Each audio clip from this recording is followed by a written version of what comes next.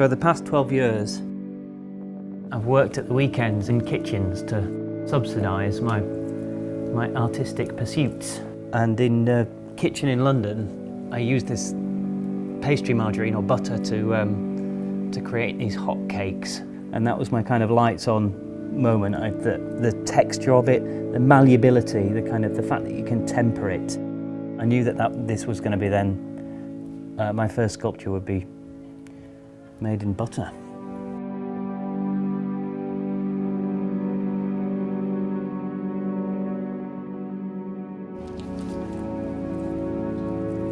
My name is Benjamin Collard, and if I am to define myself by what I do, then in making a sculpture, I have become a sculptor. I've been working on this sculpture for about 14 months. I started with a wooden armature and that was a complete failure. And the whole thing collapsed. I realised I had to refrigerate the core for it to solidify enough to hold its form.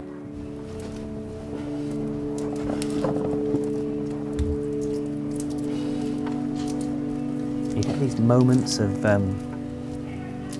seeing in amongst the haze, where you see something differently, and from how you've seen it before, and all of a sudden it reveals itself.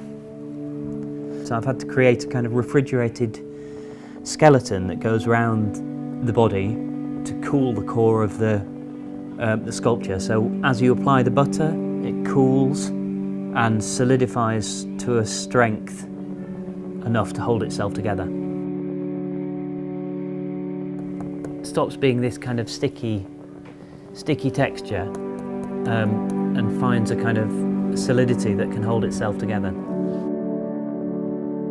It's not a self-portrait, it's a conceptual piece, so it's trying to express the idea from which the piece originates. However, it is a sculpture of a human body, and I want that to be true.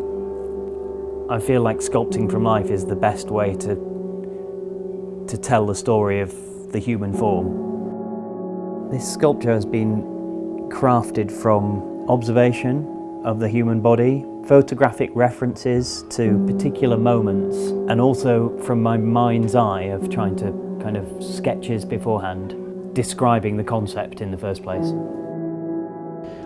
I started using a bucket to get back into that position, and using the mirror and a bucket to lie back on to get this kind of, but it's so difficult to get into that position and hold it and then memorize what you want to sculpt and then get back up, and it's too inaccurate. So I got a model in for most of the upper body.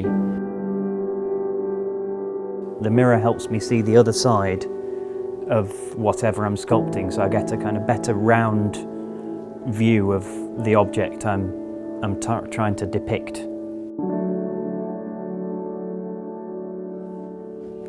So one of the complexities of working with a new medium or something that you've not worked with before is you come across these hurdles along the way and discover by overcoming failure. And 3 weeks ago I came into the studio and his arm had dropped off the body, essentially. The entirety of his shoulder had just fissured, was on the floor in the studio. As a result of the sculpture having left the refrigerated armature, the weight of the butter had pulled it. Finishing off this piece, if a piece can be finished, that's what I'm attempting to do before it's revealed to the world tomorrow in the first of a series of 5 exhibitions. Tomorrow I shall be craning this sculpture out of the first floor window of my studios, mainly because we couldn't get it down the stairs. Okay, yeah, push, keep going, yeah, we're okay at the top. Anna, keep going. If I was really going to worry about it, I wouldn't do it. And so I'm just going to plough. To a certain degree, I feel I've just got to kind of plough forward and deal with the obstacles as they arise. We've turned it into a kind of celebration of the last days before it's transformed into a digital print and then cast into bronze.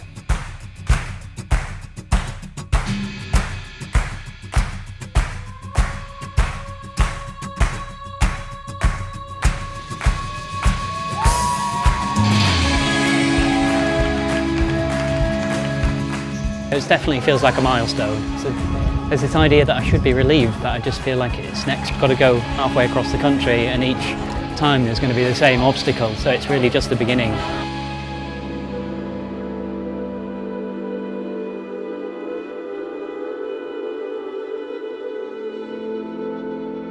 It's a kind of peaceful, quiet, comfortable environment to begin this tour around exhibiting my work for the first time, prior to being in the foreign territory of London with all its critiques and scrutiny. So there's a nice kind of contrast to yesterday's frightening drama of bringing him out the window.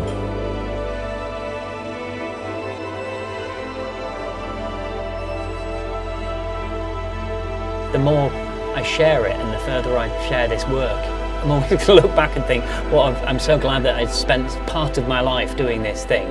And so why not share it with as many people as possible?